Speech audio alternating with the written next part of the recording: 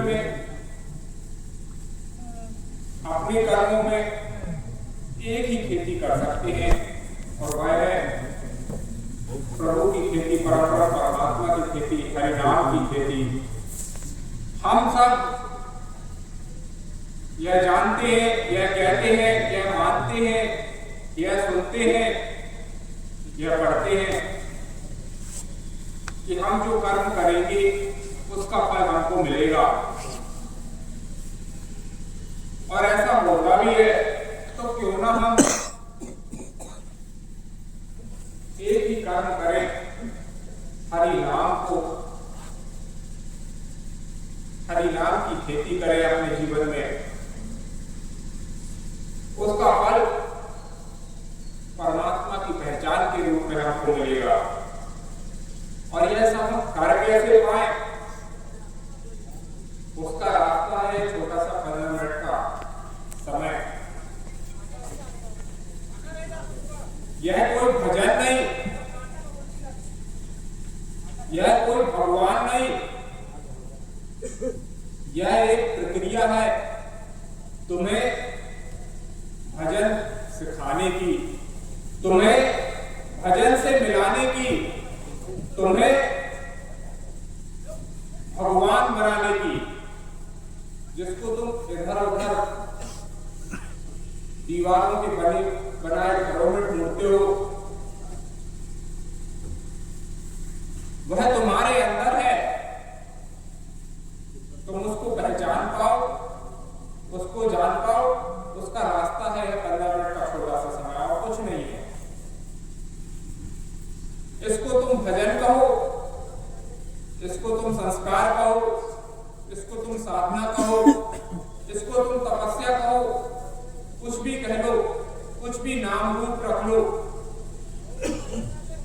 इसका उद्देश्य सिर्फ और सिर्फ एक है कि तुम इस 15 मिनट के माध्यम से अपने आप की पहचान कर लो, अपने परमात्मा की पहचान कर लो।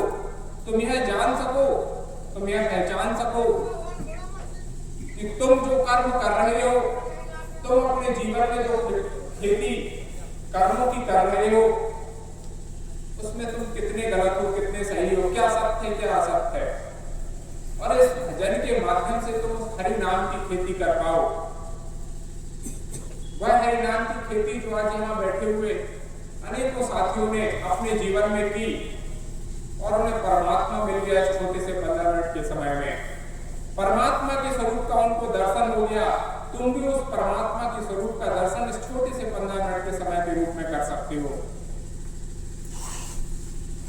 समय ईश्वर है, ये आप कहते हैं, यह हम कहते हैं, जगत जन कहते हैं, लेकिन हम इस समय को पहचानते नहीं। यह 15 मिनट का छोटा सा समय, गोधूली वेला का समय 6:50 से 7:05, 15 मिनट का समय की मूल अखंड निकाय, जिसमें स्वयं परमात्मा ने अवतार लेकर के हम सबको वह प्रभु प्रसाद दे दिया, जिसको हम एक बार ग्रहण करके तो देखें। जिस प्रकार से अंगद ने लंका में पैर जमा दिया था, कोई नहीं हिला पाया उसका पैर, ठीक उसी प्रकार से तुम अपने भजन में इस प्रकार से पैर मजबूती के साथ रखो कि स्वयं पराक्रम परमात्मा भी आकर तुमको कमजोर करना चाहे, तुम कमजोर न हो पाओ।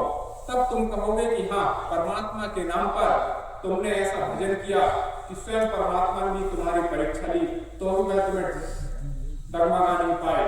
ऐसा भजन तुम उस ईश्वर के नाम पर करके देखो, पर वह परब्रह्म परमात्मा तुम्हारे पीछे पीछे घूमेगा, तुम्हारे हर काम में तुम्हारे साथ जाएगा।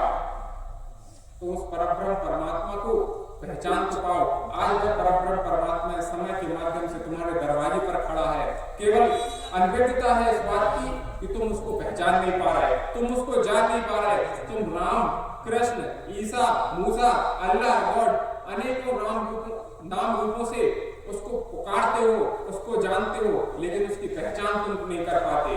आज उसकी पहचान कराने के लिए साधना है।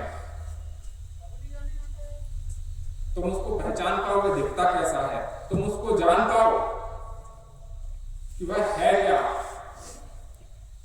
और उसको जानने पहचानने का रास्ता है नाम साधना। इसी को ही भजन कहते हैं। बाकी जो कुछ भी तुम भजन के नाम पर कर रहे हो, वह सब कुछ तुम करने के सामर्थ्य नहीं हो, क्योंकि वह सारे भजन ऋषि मुनियों ने त्रेता द्वापर सतयुग में किए थे। क्या तुमने सोचा विचारा कि तुम वही भजन आज कर पा रहे हो उतनी ईमानदारी के साथ? क्या तुम उतनी ही ईमानदारी के साथ हजारों वर्ष तक तपस्या कर सकते हो? नहीं कर सकते। इसीलिए परमात्मा ने तुमको एक छोटा सा 15 मिनट का समय दिया जो तुम नित्य वृद्धि कर सकते हो।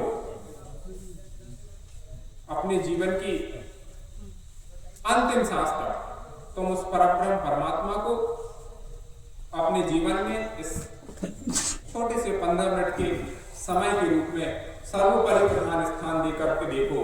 वह परब्रह्म परमात्मा इसी समय के रूप में तुम्हें दर्शन देगा। वह परब्रह्म परमात्मा तुम्हें सत्य और असत्य की पहचान कराएगा। वह तुम्हें बोध कराएगा कि तुम्हें किस रास्ते पर जाना है, किस रास्ते पर नहीं जाना है, और उसको पहचान करके तुम उसे अपने जीवन में उतारो। तुम्हारा जीवन धन्य हो जाएगा। जय जय।